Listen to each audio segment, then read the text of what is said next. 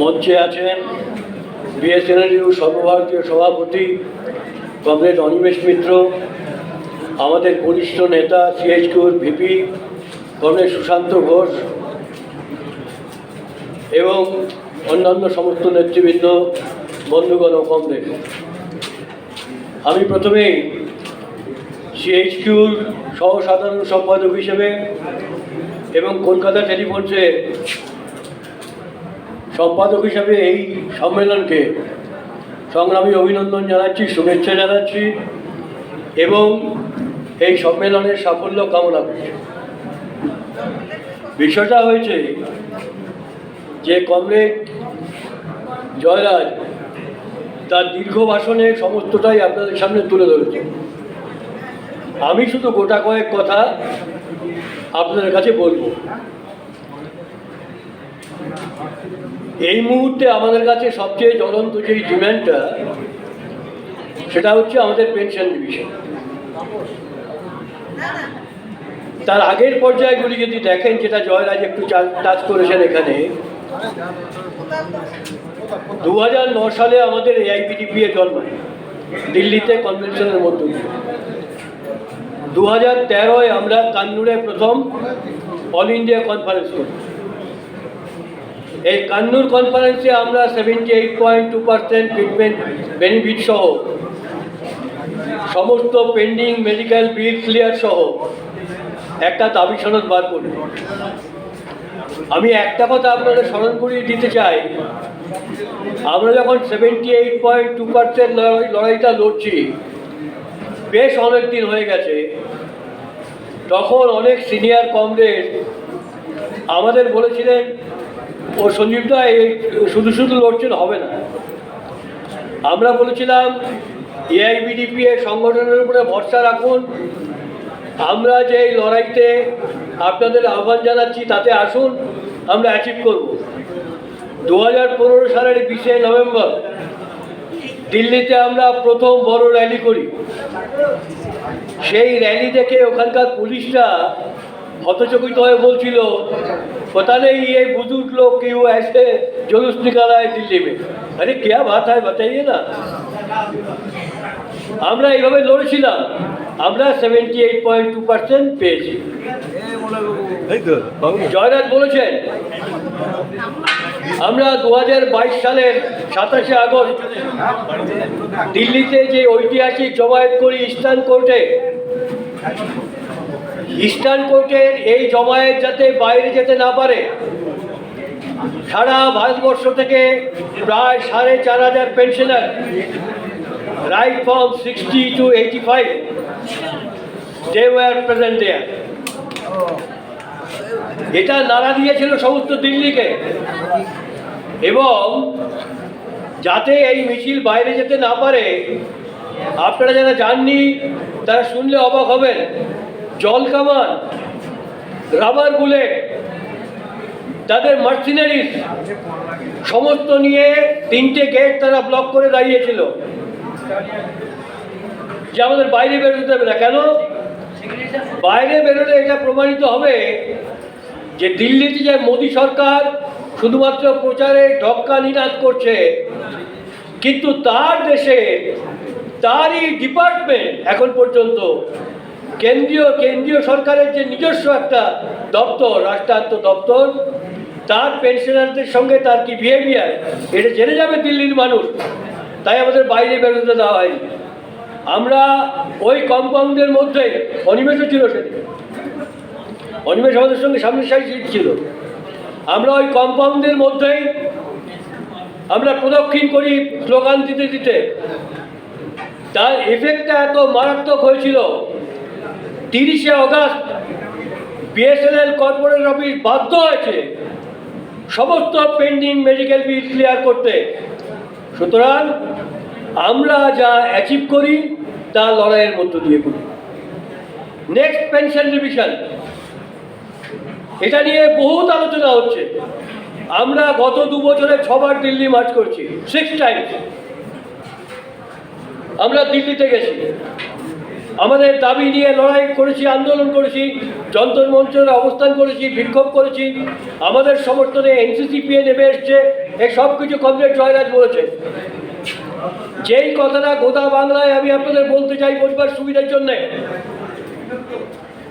2022 সালের 17ই October member service minding member service আমাদের আহ্বান করেন বিএসএনএল, এমটিএনএল এর সমস্ত পেনশনার সংগঠনগুলিকে। আমরা আমাদের সংগঠন থেকে comrade KG Jayraj general secretary এবং এইজিএস হিসেবে কমরেড সঞ্জীব ব্যানার্জি আমরা সেই মিটিংয়ে উপস্থিত ছিলাম। আমার ধারণা ছিল না যে বিএসএনএল, এমটিএনএল এ এতগুলো পেনশনার সংগঠন আছে। সেখানে মেম্বার সার্ভিস যেটা বলেছিলেন ক্লিয়ারলি, প্রথম বললেন, I am very much sorry to say, আমার খুব খারাপ লাগছে বলতে, দুঃখিত হচ্ছি যে আপনাদের মধ্যে বহু মানুষ 2017 সাল থেকে যে পেনশন ডিভিশন আপনাদের পাওনা তা না পেয়ে দেহত্যাগ করেছেন।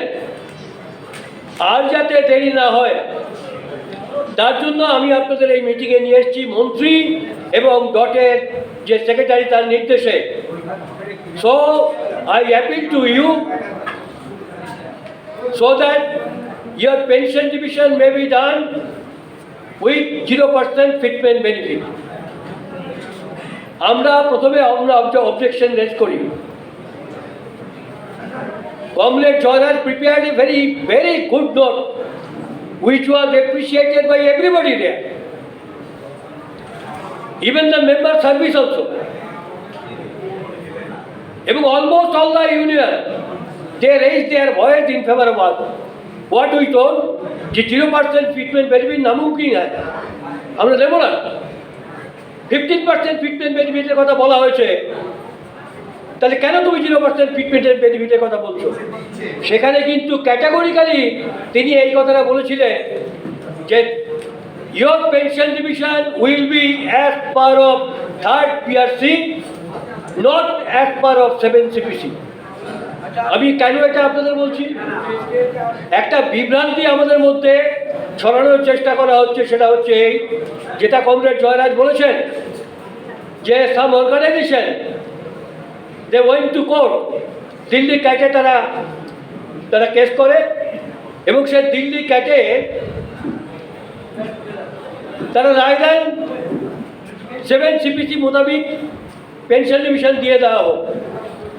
আমরা কিন্তু তখনই প্রমাণ করেছিলাম আমাদের বহু কমরেডের কাছে, যেই সমস্ত সংগঠনগুলো কোর্টে গেছিল তাদের কাছ থেকে মেসেজ আসতে থাকে, come with us, join with us, we will achieve the pension division because Delhi court they given their verdict in favour of us.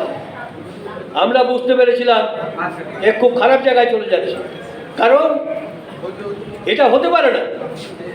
Comrade Jayraj he has mentioned it, we are getting IDA pay scale, আমরা IDA pay scale পাই, যারা central government employees and pensioner they are getting CDA pension which is lower to us, যেটা আমাদের থেকে নিচে। তাহলে প্রশ্ন উঠছে, আমি কি আমার IDA pay scale যেটা পাই 7 CPC তে পেনশন ডিভিশন নিয়ে আমি সেটা সারেন্ডার করব?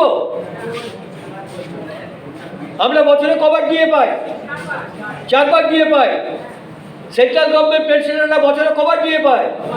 2 বার দিয়ে পায়। আমরা কি সেটা সারেন্ডার করব? ওরা বলছে, যেটা ওরা বলছেন সেটা হচ্ছে যে 7 CPC মোতাবিক এই পেনশন ডিভিশন में भी डन, बाकी बाद में समझ लेंगे। अरे এটা সোনার পাথর বাটি নাকি? जब ये रिविशनটা করবেন 7 CPC আর আবার মাইনে নেবেন, পেনশন নেবেন আর দিয়ে নেবেন as per IDA pay scale, এটা হয়? এবং যথারীতি তারা হায়ার কোর্টে অ্যাপ্রোচ করেছে, they went to higher court, এবং ওখানে আজকে আপনারা শুনুন, গতকালের বিষয় হচ্ছে যতবার এদের উকিল কথা বলতে চাইছে তাদের ডেকে দিচ্ছে না। Comrade KG yesterday report they are not giving any date to them. তার মানে কি? ইট ইজ ডিলেইং ফার্দার, আরও ডিলে হচ্ছে। এরপরে কমরেড জয়রাজ যখন নাকি গেছিলেন মিট করতে, তখন ডটের চেয়ারম্যান বলেছেন we are sorry to say Your pension division was in between lips and cup. The pension division was in between lips and cup. চায়ের চুমুক দিতে যেই জায়গাটা থাকে, কারণ তোমাদের সঙ্গে আমাদের তফাৎটা ছিল ফিটমেন্ট বেনিফিট নিয়ে, কিন্তু you are agreed that pension division will be as per third PRC. সুতরাং সেটা তোমাদের হয়ে যেত যদি এই কোর্ট কেসে না হতো। তাহলে আপনারা বুঝুন তো, যারা এই কোর্ট কেসটা করেছে তারা কোথায় নিয়ে চলে গেছে আমাদের এই সমস্ত ভবিষ্যৎটাকে। আপনারা যারা নাকি দীর্ঘদিন এখানে এই রাজনীতি করছেন, যে ট্রেড ইউনিয়ন করছেন, শ্রমিক কর্মচারী আন্দোলন করছেন, খেয়াল করুন তো 60 থেকে শুরু করে আজ পর্যন্ত যত অ্যাচিভমেন্ট একটি কোর্ট কেসের মধ্য দিয়ে, লড়াইয়ের মধ্য দিয়ে 1968 যে আন্দোলন ইন্দুপ্রস্থ থেকে আমাদের কমরেডদের নিচে ছুঁড়ে ফেলে দিয়েছিল, পাঠানকোটে মরিয়ানিতে আসামে গুলি করে হত্যা করেছিল, রক্তের বিনিময়ে আন্দোলনের মধ্য দিয়ে আমরা এগুলো অ্যাচিভ করেছিলাম। কোনো কোর্ট কেস নয়। এখন প্রশ্ন হচ্ছে, আমি আর যাবো না, কারণ অনিমেষও আছে, অনেক আছে, আপনার দেরি হয়ে যাবে, আমি খুব বেশি বলবো না। আমি শুধু একটা কথা বলি, আছে এই যে দাবিগুলো আমরা করছি, আমরা কি অন্যায় দাবি করছি? আমরা বলছি আমাদের পেনশন ডিভিশন দাবিটা কি অন্যায় দাবি করছি? সরকার দিচ্ছে না। আমি বলি কি কথা,